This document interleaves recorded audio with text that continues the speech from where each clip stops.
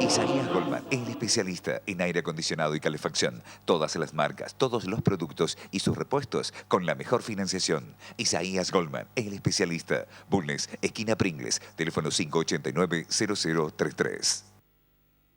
Centro Tomografía Computada Córdoba Sociedad Anónima. Instituto Ulton, líder en diagnóstico por imágenes. Primer instituto de cirugía ambulatoria mínimamente invasiva del interior del país. Avenida Vélez Arfiel 562, Córdoba, Argentina. Teléfono 0351-426-7700.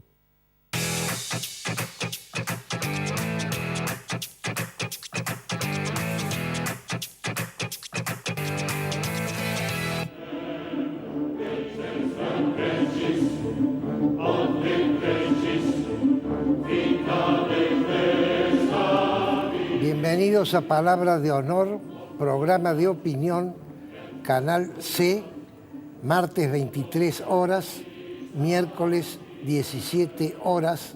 Este es el tercer programa que vamos a dedicar a uno de los acontecimientos más importantes del año que hemos tenido. La parte central ha terminado el viernes, pero va a seguir las reflexiones y va a seguir todo el año hablándose del tema de la lengua, el Congreso Internacional de la Lengua Española. Ya hemos invitado a dos escritoras de primerísimo nivel y ahora vamos a hacer un enfoque desde el punto de vista más filosófico y entonces lo he invitado al doctor en filosofía, el querido amigo Diego Fonti. Muchas gracias por la invitación. Doctorado en la Universidad de Friburgo, en Alemania, por cierto. Entonces, Diego, yo no quiero robarte tiempo para hacer prolegómenos, sino que quiero aprovecharte.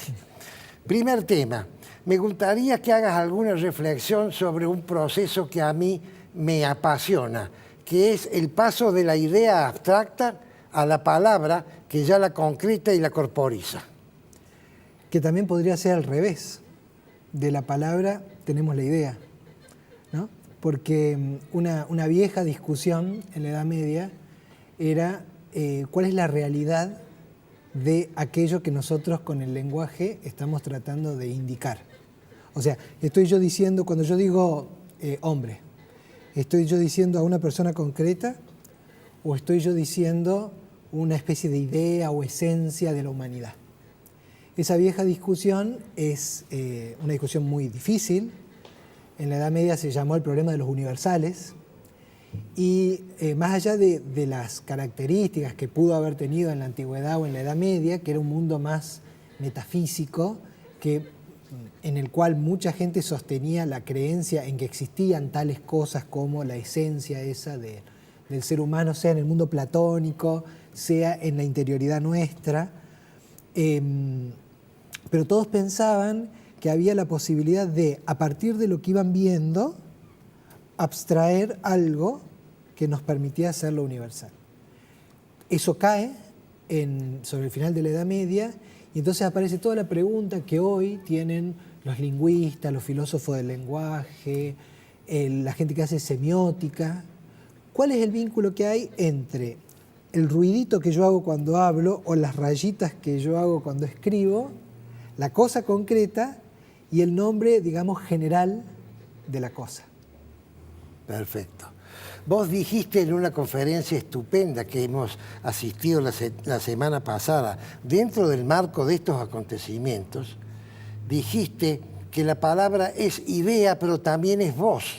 Quiere decir entonces que distintos tipos de voz pueden influenciar sobre una misma idea para que haya un distinto concepto. Sí, por supuesto. En la conferencia hablábamos del caso concreto de Maimónides, pero uno lo puede pensar en muchos otros pensadores, ¿no? Lo que le llaman el fonema. Fonema es la expresión, la voz que yo enuncio cuando estoy diciendo algo. Yo, por ejemplo, puedo decir, sí, me gustó mucho la fiesta. O puedo decir, me encantó, me gustó mucho la fiesta. Dije lo mismo, pero no dije lo mismo. Mi expresión corporal también habla, mi lenguaje físico habla. El lenguaje no es solamente la enunciación neutra Del texto, sino que el texto tiene un contexto. Y el contexto tiene aspectos que pueden ser interpretables. Por ejemplo, cuando uno va a antiguos textos y dice, bueno, cuando, qué sé yo, para poner el caso, no sé, de la Biblia, un texto escrito 1000 años antes de Cristo, ¿qué quería decir tal cosa? Entonces, ahí aparecen la gente que hace exégesis, los arqueólogos, los lingüistas, los que estudian hebreo. Ahora, esa enunciación, después en el tiempo, que se repite, tiene otras formas de expresión con otros efectos. Y a nosotros nos interesa, no solamente a quien le interese saber el contexto original de la enunciación, sino por qué se usó en otro momento con otra finalidad. Bueno, y ahora te voy a la pregunta del millón, Diego, porque fue lo más interesante de la conferencia. Ahí dije, lo voy a invitar a Diego al programa. ¿Quién, cuándo o cómo se dice esto que yo estoy leyendo lo debo interpretar en sentido literal o lo debo interpretar en sentido figurado? Te recuerdo que esta pregunta que te estoy haciendo generó guerras por 2000 años. Por supuesto, por supuesto. Bueno, yo creo que el caso que nosotros conversábamos era de Maimónides, y Maimónides ciertamente sufrió por eso con la expulsión de los almohades y demás, pero ciertamente una de las grandes problemáticas es la lucha, el conflicto por la interpretación. ¿Y quién va a tener el primado de la interpretación? Y esto es interesante porque cuando uno lee un texto, de cualquier tipo, pero pensemos sobre todo en los textos del ámbito religioso, que son donde aparecen los grandes conflictos, que también puede aparecer en el ámbito jurídico, ¿no? Sí, no, o en un texto literario de leer el Quijote. Por supuesto, por supuesto. Lo que pasa es que es verdad que el conflicto fuerte, está más violento, en la Biblia o en la Torá, que es lo mismo. En la Torá o en el Corán. O en el Corán. Y también, ¿por qué no?, en la interpretación de algunas leyes, ¿no? Bueno, pero quedémonos con los textos religiosos. ¿Qué hacen los que estudian este tipo de temas? Bueno, algunos dirán, ¿cuál fue la intención del autor que escribió eso? O los autores, porque además es una larga... creo que uno de los grandes aportes que hacía Maimónides, pero también toda la hermenéutica crítica, los estudios críticos literarios, históricos de esos textos sagrados, es desmontar las creencias de que hubo un solo autor, una sola intención, ¿no? Un solo núcleo de... Bueno, supongamos la escuela de autores. ¿Cuál ha sido la intención de la escuela de autores? No, lo que podemos decir es esto. Aunque hubiera habido un autor concreto, que nosotros tuviésemos esa especie de ojo claro, de lograr atravesar hasta la intención de esa persona, eso es poco interesante. Es mucho más interesante saber cuáles fueron los efectos que esa afirmación tuvo en el tiempo y qué tipo de verdades construyó, qué juegos de poder, de sentido creó. Voy a poner un ejemplo para ir por otro lado. Edipo. Edipo, yo doy clase en la Facultad de Psicología, en la Universidad Católica, en la Cátedra de Antropología Filosófica. Ha sido vicerrector, me he olvidado de explicar que el doctor ha sido vicerrector de la Universidad Católica de Córdoba. Bueno, yo les decía, por ejemplo, Edipo. ¿Cuál es el sentido de Edipo en el mundo griego? Bueno, posiblemente, claramente, la prohibición del incesto, que es una norma aparentemente casi universal. No es universal, pero es casi universal. Ahora, con el correr del tiempo, esa norma empezó a tener, por ejemplo, la forma de un mecanismo probatorio jurídico. Hasta llegar a Freud, que es, digamos, por decir así, la inspiración, desde donde se explica la estructura del inconsciente. Termina explicando todo. ¿Cuál es verdad de todas esas? Claro. Todas. en su contexto están tratando de decirnos algo. Bueno. Entonces uno no se puede quedar, eso es lo que quería decir, no se puede quedar en la lectura lineal de lo que dice el texto fue así históricamente. Bueno. Esa es la más pobre de las lecturas. Tengo que avanzar, Diego. Avancemos. Quiere decir que la interpretación, no literal, sino la interpretación de la intención, es lo que ha permitido que la ciencia y la revelación congenien. Sí, pero cuidado con la intención. La intención es solamente una faceta. Hay otras facetas que exceden largamente lo que alguien quiso decir y que cobran un sentido propio en el tiempo. Pongamos por caso, pensemos en algún ejemplo. Pensemos por caso Edipo. ¿Qué quiso escribir? ¿Qué quería hacer, el Edipo Rey? ¿No? ¿Qué querían hacer las tragedias? Tenían una intención las tragedias, sí. Era, según Aristóteles, generar la catarsis, la purificación, a partir de Fobos y Helios, a partir de el terror frente a lo que estaban viendo y esa especie de admiración sublime, generar en el espectador griego que veía eso, una purificación de toda la violencia posible de la polis. Esa intención, en ese contexto, uno puede identificarla. ¿Cuál es la intención de Freud cuando retoma al Edipo? Una intención totalmente distinta. Entonces, las intenciones son parte del asunto. En todo caso, es lo que nosotros, como lectores, digamos, logramos sacar de esa lectura. Perfecto. Y cómo se usa en el contexto político. Perfecto. Me queda 1 minuto y medio porque el pollo me roba tiempo, ¿viste?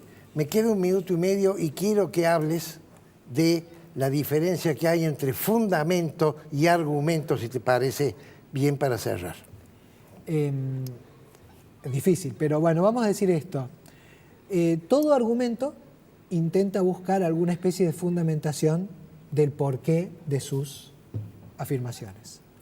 Ahora, no todo fundamento es viable para distintas áreas del conocimiento y este es un riesgo importante que no hay que caer, que es, o que está siempre allí presente, que es, yo no puedo saltar áreas, disciplinas, con los fundamentos, métodos o argumentos de una en la otra. Y eso es una de las características quizás del fundamentalismo. Es decir, saltar de un texto, por ejemplo, que tiene un valor alegórico y convertirlo en un texto científico. Eso es un grave error. Yo lo explico de otra forma a ver si es correcto. Separarse tanto de la idea que te queda fuera de la realidad. Sí, exacto. Y siendo que la realidad es tan compleja, claro, que tiene múltiples facetas y una no puede hacer el prevaricato de copar a las demás. Bueno, querido amigo Diego Fonti, se nos acabó el tiempo. Doctor en filosofía, que ha ido a Alemania a estudiar y es ex vicerrector de la Universidad Católica de Córdoba. Muchas gracias por habernos visitado en nuestra casa. Muchas gracias, Eduardo, por la invitación. Continuamos en el próximo bloque.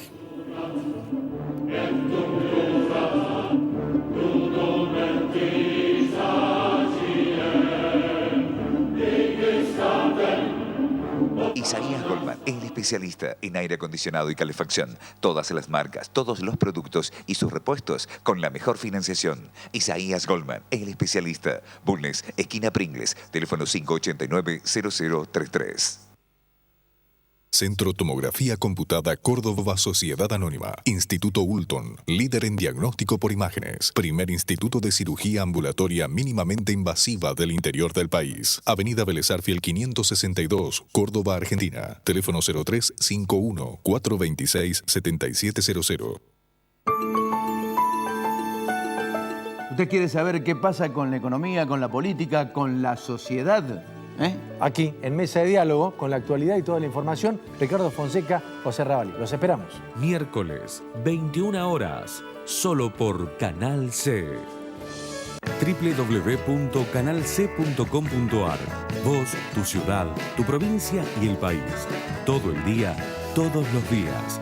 Ahora también en la web www.canalc.com.ar.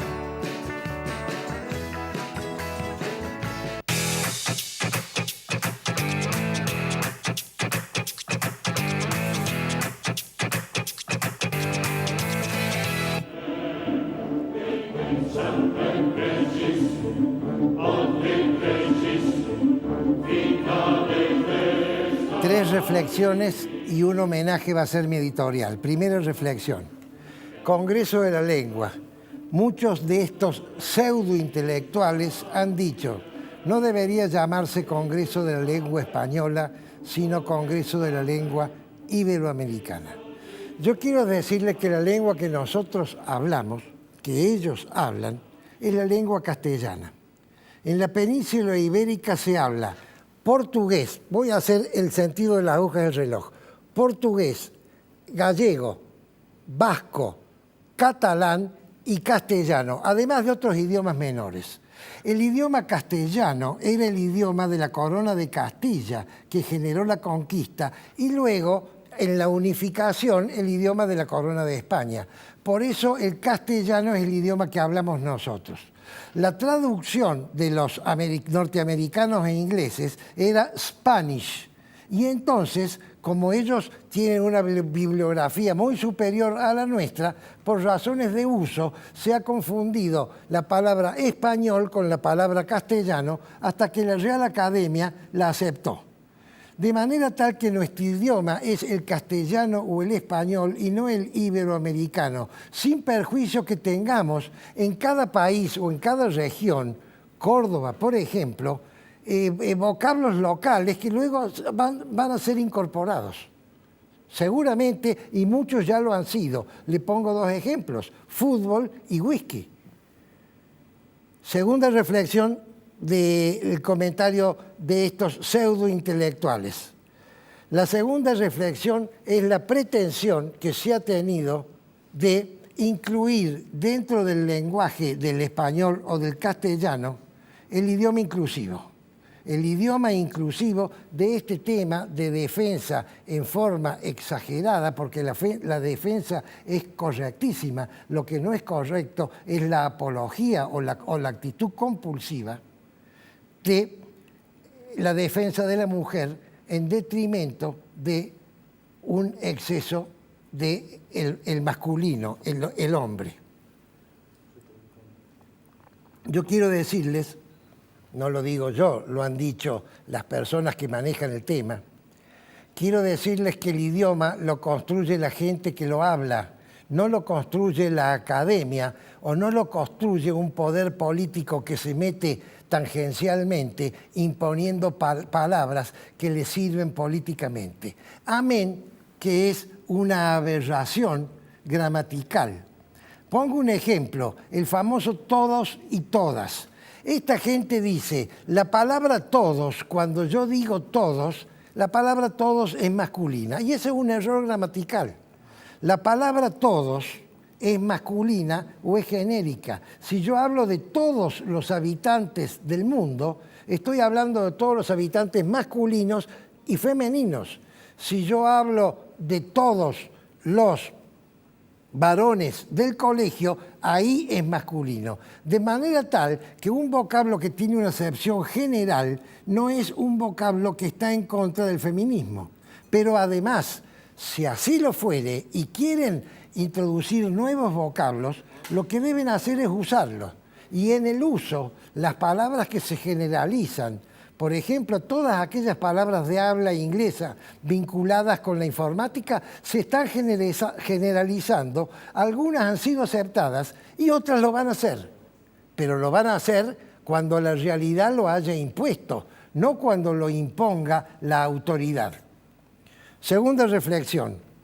Comentario del presidente de México, carta al rey de España. Recomiendo al rey de España que pida disculpas por la conquista y la colonización española en detrimento de los habitantes de estas tierras originarios. La explicación que dio Vargas Llosa, que estuvo presente en Córdoba, de alguna manera la voy a transmitir yo. La corona de España, primero de Castilla y luego de España, prestó gran importancia en el trato a los aborígenes. Los aborígenes eran tratados para protegerlos y para cristianizarlos. No eran tratados para usarlos como mano de obra, a tales efectos que como estaba prohibido eso, se trajeron los negros de África. ¿Esto se distorsionó? Por supuesto que sí, pero no lo distorsionó la corona. Lo distorsionaron los conquistadores y lo distorsionaron los colonizadores, y luego en estas tierras lo distorsionaron los encomenderos, que se convirtieron después los dueños de las mercedes, que son las primeras estancias que tuvimos. Fíjense ustedes que la corona mandaba veedores para ver si se cumplía, y la Iglesia Católica mandó los ya conocidos frailes que hicieron el trabajo que hicieron. Recuerdan el del violín, por cierto. Pasemos ahora al tercer argumento, que estos habitantes tenían el derecho porque eran originarios. Y entonces yo les pregunto, ¿qué es ser originario? Y me voy a remontar primero a España. Es un diálogo que lo tengo en mi libro El gato con botas. Cuando el marqués de Cadaval le dice al rey, yo no puedo ser marqués porque no soy originario. Y entonces el rey le contesta, el rey de Ambrosía, un reino ficticio inventado por mí. ¿Quién es el originario? ¿El ogro que sacó a los moros? ¿Los moros que sacaron a los leoneses y castellanos? ¿Los castellanos que sacaron a los visigodos? ¿Los visigodos que sacaron a los romanos? ¿Los romanos que sacaron a los íberos? ¿Los íberos que sacaron a los celtas? ¿Los celtas que sacaron a los cromañones? ¿Los cromañones que sacaron a los neandertales?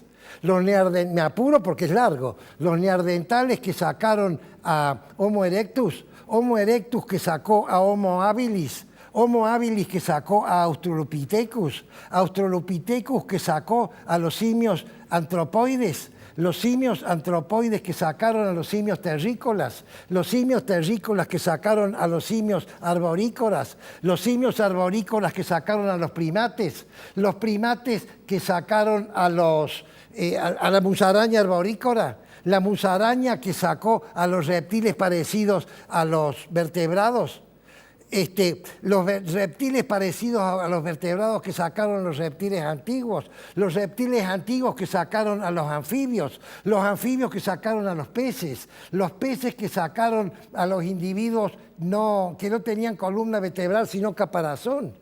Estos individuos que sacaron a los individuos de cuerpos blandos, los individuos de cuerpos blandos que sacaron a los microorganismos que sacaron a los individuos unicelulares que sacaron a la sopa biónica que sacó a la materia que sacó a la energía. Y usted dirá, y ahí termino, porque ahí está el Big Bang. No, la teoría de las cuerdas dice que antes de este Big Bang hubo otro Big Bang, y antes otro, y antes otro. Quiere decir, queridos amigos, que no existe el concepto de originario en un mundo que es el resultado de la evolución. En este mundo todo ha evolucionado, entonces no hay originario, por un lado. Por otro lado, los habitantes de estas tierras eran tres civilizaciones que no eran pacíficas. Estoy hablando de dos imperios extraordinarios, pero al mismo tiempo que ejercían una violencia terrible, que eran los incas y los aztecas. Y la tercera civilización, que eran los mayas, no eran imperio porque eran ciudades-estados, pero cada una tenía una actitud imperial con su zona de influencia. Y en estas tierras de Córdoba, hablen con Prudencio, lean a Aníbal Montes, en estas tierras cordobesas estaban los comechingones en las sierras, pero los sanavirones habían invadido y había zonas comechingonas invadidas por sanavirones, que a su vez eran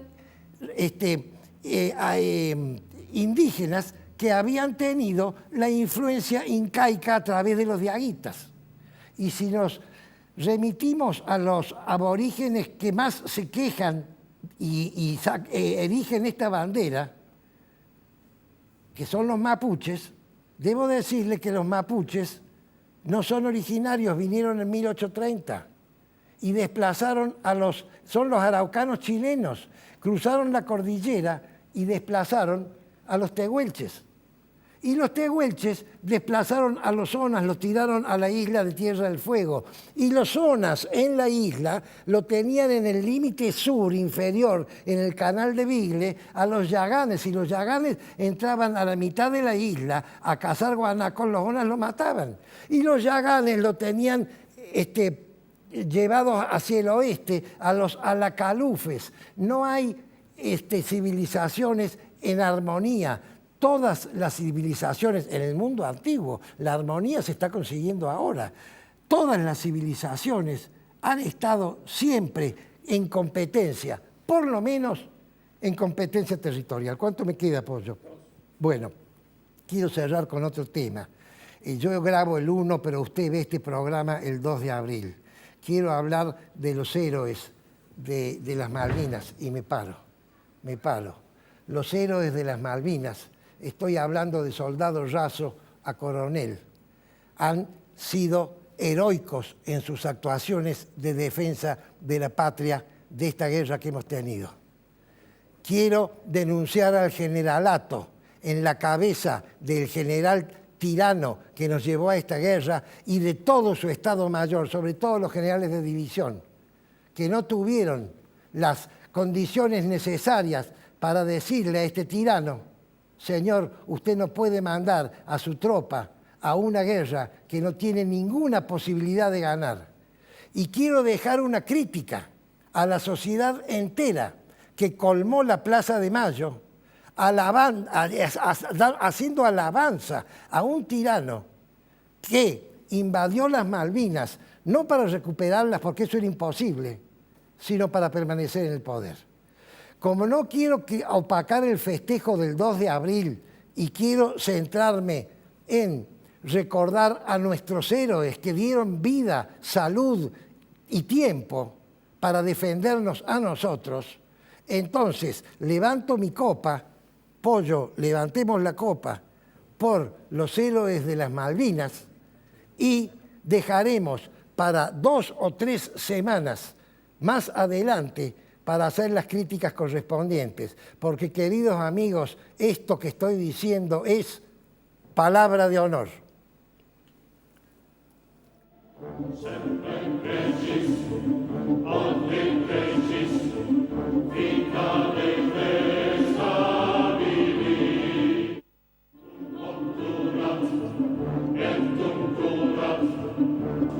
Isaías Goldman, el especialista en aire acondicionado y calefacción. Todas las marcas, todos los productos y sus repuestos con la mejor financiación. Isaías Goldman, el especialista. Bulnes, esquina Pringles, teléfono 589-0033. Centro Tomografía Computada Córdoba Sociedad Anónima. Instituto Ulton, líder en diagnóstico por imágenes. Primer instituto de cirugía ambulatoria mínimamente invasiva del interior del país. Avenida Vélez Arfiel 562, Córdoba, Argentina. Teléfono 0351 426 7700.